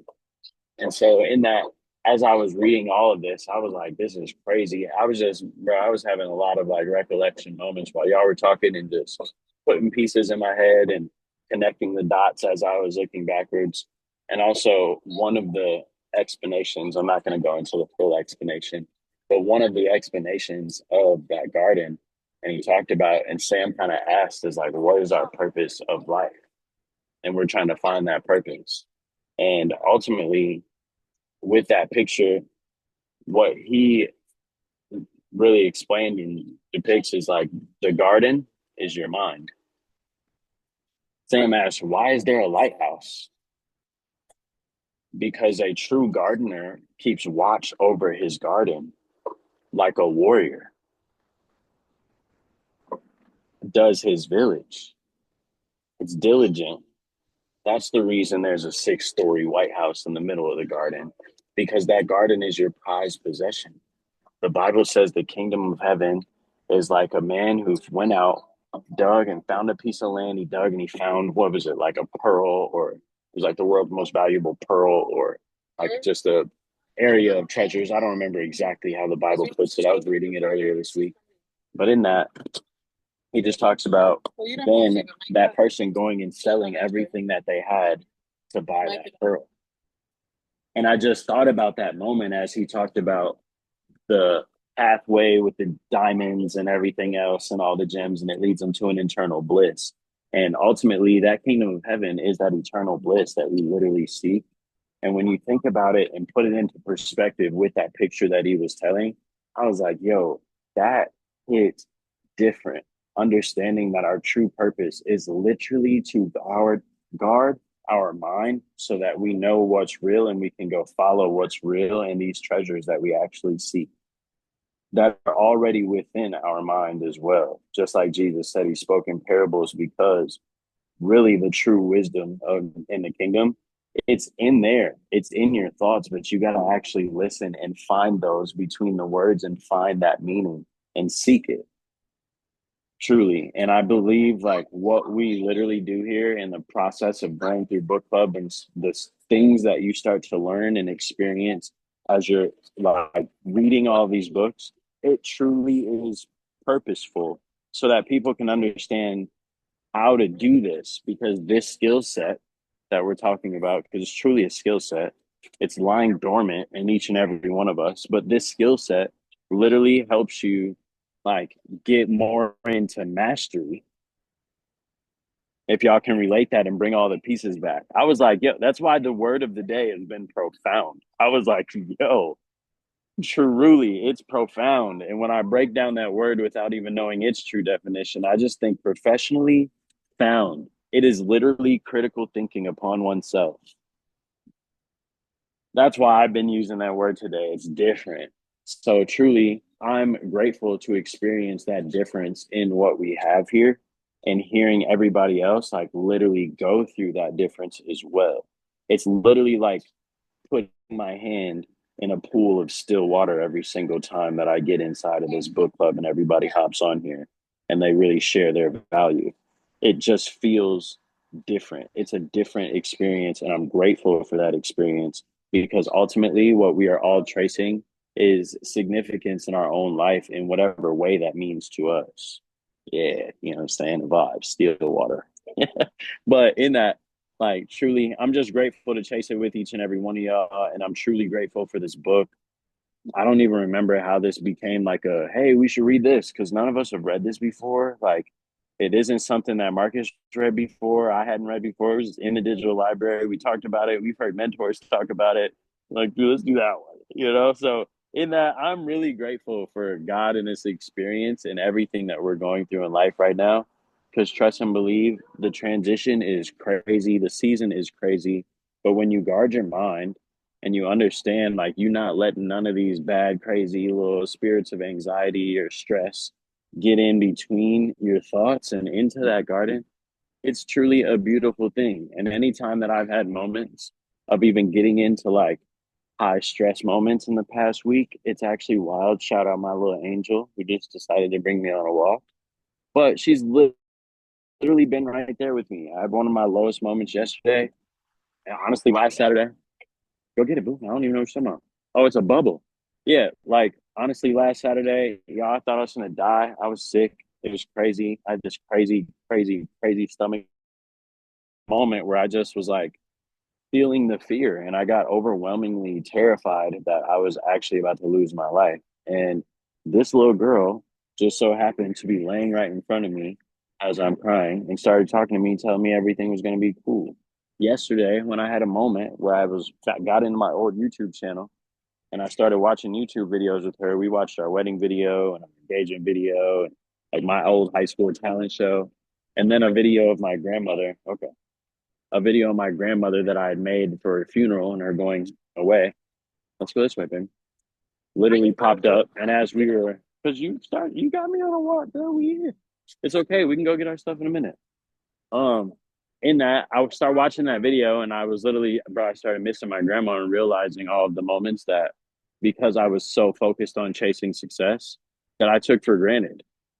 All of the pictures that I was seeing of me and my grandma, bro, I was not fully present in those moments. And it's because one, I hadn't been guarding what was in my mind, but also two, I was chasing so much in life when I realized like all of these gems are actually already here and you've just got to experience them. You don't have to chase that experience, you have to choose that experience. And that realization kind of made me sad for a little second. And then shout out my daughter looking at me like, Dad, you ain't gotta be sad, it's okay. And I had to realize like it actually is. And so it's just literally perception is everything. Your mindset is everything. How you experience things and how you experience determines what you experience in this life. Truly, it's just like how long you wait. Or excuse me, yeah, how long you wait is literally determined by how you wait. Something will feel like forever if you're dreading it, or if you're anxious to get to it. But something will feel like it goes quick, fast, and in a hurry when you're excited about it. And eventually it comes and it'll feel like an overnight success when ultimately it literally took months and months and months and months and months. And I felt Mateo when he said, yo, I am used to waking up swinging. I've been waking up swinging for about a decade. And I told my wife the other day, like, yo, I am tired of this. I don't want to do this anymore. Like literally, I don't want to wake up freaking every day. I got to fight tooth and nail. But ultimately, here's the thing. One, we're kind of called to that perseverance. It's in the Bible. It's in Revelations. Go read that thing. I didn't say it. God did. But with that, aside from that calling, how you experience determines how long you experience and what you experience. And I just started looking at things different. And in that different perception, I've literally created what I feel like to be a whole new life and whole new opportunities that I knew were already here. And it's like the ultimate experience of faith on the back end of like what it feels like versus what it looks like when it happens to you and from you and around you. And so I'm really excited to be honestly overwhelmed by the entire faithful experience I have from my friends that call and give me peace, to my children that give me peace, to my wife that gives me peace, to my life that gives me peace. Truly grateful for the experience, truly grateful to read this book, y'all. And I'm going to go ahead and pass it back to Amber because you cut out and you can close us out, girl.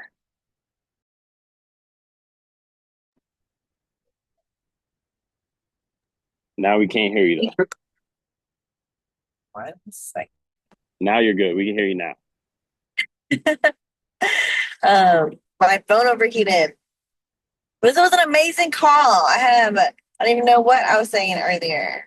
But this was such a great call. I'm so grateful for this space. All of us coming together, continuing to show up for ourselves, continuing to read books like this and putting them into practice together is doing a lot. This is literally doing the work. We're doing it. This is it. We're planting seeds every single day, and our harvest is going to come. And all we have to do right now is get into the vibration of that which we want. So today, let's do the work and get into the vibration of joy, radiancy, abundance, love, prosperity, power, as if we are literally living in our garden, our heaven on earth here right now, because we are. And our thoughts are what creating it, and our thoughts and our words and our actions and our feelings is what's going to help us manifest it. So I hope everybody has a wonderful, wonderful day. This was an amazing conversation. And if Miguel has any last minute announcements, we will see y'all next week. Same time, same place. Gang, gang out the jungle. I don't have too many announcements, y'all. Ultimately, let's read. We ended on we did 4 through 6, so I guess we can just knock out 7 through 9.